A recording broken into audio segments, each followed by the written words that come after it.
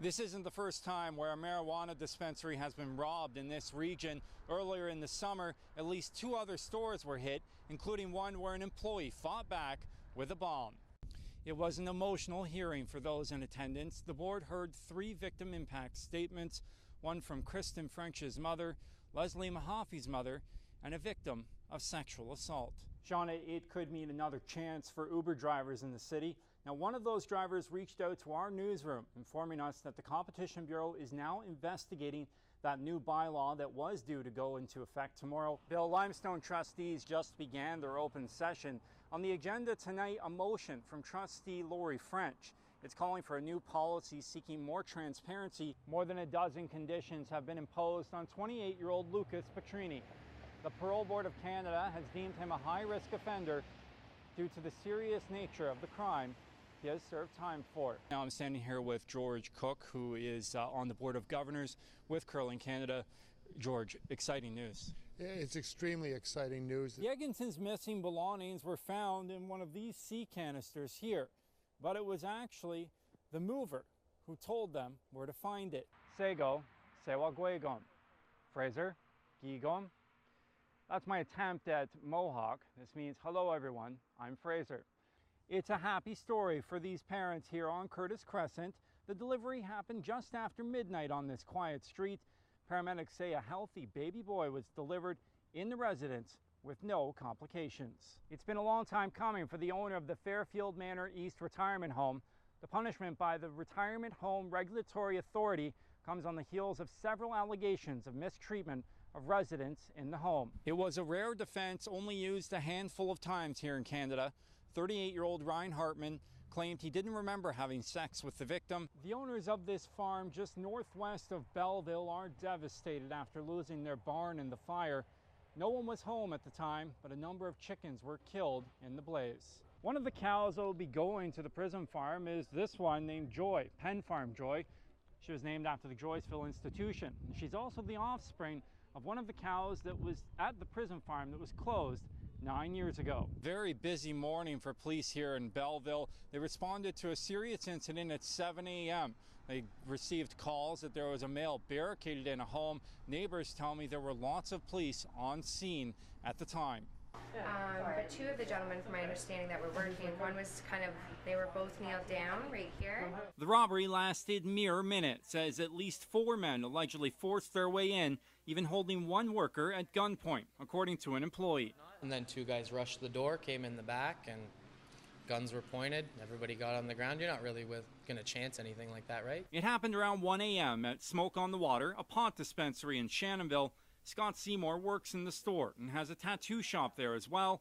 He says they've had teens trying to steal from them before, but they've never seen anything like this. And there was 4 masked men, so it was taken to a whole nother level, definitely. Seymour claims the suspects made off with jars of marijuana and the safe. In a photo provided to Global News by Smoke on the Water, employees say these men showed up at the store earlier in the day and then returned at the time of the armed robbery. This photo has not been verified by Tyndonega police. Cameras everywhere. They parked their car right in front of the camera, all got out without any masks on, came in earlier in the day to scout the store out. This isn't the first time where a marijuana dispensary has been robbed in this region. Earlier in the summer, at least 2 other stores were hit, including one where an employee fought back with a bomb. Earlier in September, several suspects attempted to rob the recreational cannabis farmers market, but were scared off by a bomb-wielding employee. Seymour says it's becoming more prominent. It's big, you know. A lot of people in the cities are hearing and they see pictures of shelves full of product and whatnot, and it just seems like an easy go, but it's not. Tyndonega police confirm they are looking into the robbery. No suspects have been caught at this time. Frazer Snowdon, Global News, Tyndonega, Mohawk Territory. It's a lot of work for these wallers, gathering the rocks, shaping them, and finally placing them into their desired spot. But those who do it have a passion for the skill and what they can create. There's such kind of creativity and personality can be put into the walling. It's boulders and limestone mixed together. This was all stone that had been cleared by our ancestors. It's a unique skill to build field stone walls made from the very rocks you will find in a farmer's field. And by doing that, you create, number one, a barrier to keep your animals inside of, so it's functional. But then they found, when doing this, that they created a microclimate. Wallers came from all over to take part in the festival, including Louise Price from Belfast, Ireland, a country with one of the highest densities of dry stone walls in Europe. I just connected with the material, I think, and the people, and the whole stories around the walls, making the walls, building them together. If you want to look inside for a sec, you can kind of see how we built basically 2 walls back to back, a face here and a face here. Starting from the ground up and 150 tons of stone later, this wall was built over the past few days. It's an example of an agricultural wall. Seen here is a lunkeet, where sheep can get through. Again, this stuff will last generations. So you got to go just little by little. Another workshop on display at the festival was teaching the fine art of stone carving. It's kind of fun just going from, we started with a basic block like this and put this little template on it, and then you just kind of chop everything away. Although it takes a lot of time and patience, the thing that sticks out the most for these wallers is they aren't only building walls, but friendships. It's good for your soul, it's good for your heart, it's good for your community. It makes good neighbours. Frazer Snowdon, Global News, Amherst Island. That's more blues and sign stuff, DVDs. It's like stepping back in time when you walk into Brian's record option with countless CDs, LPs, and even cassettes spanning decades. But an unforeseen setback has become a devastating blow for owner Brian Lipson. I have to be closed three to 6 months, or 3 to 5 months. Due to the extensive damage caused by water flooding his store, now he has to empty the building while they assess the damage. All the good stuff, which is the majority of it, is going to be packaged up and is going to be put in storage because they have to access the building.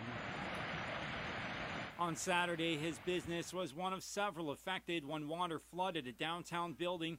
Tommy's Restaurant and the Pita Grill in Poutine also saw water gush into their storefronts. Utilities Kingston CEO Jim Keech says although it looked like a water main break at first glance, it wasn't. It appears that there was an issue with the cap. The cap came off the end of the service somehow, and that resulted in the flooding that took place. Thousands of records have already been dumped into garbage bags as they were in the basement when water flooded the room up to the ceiling.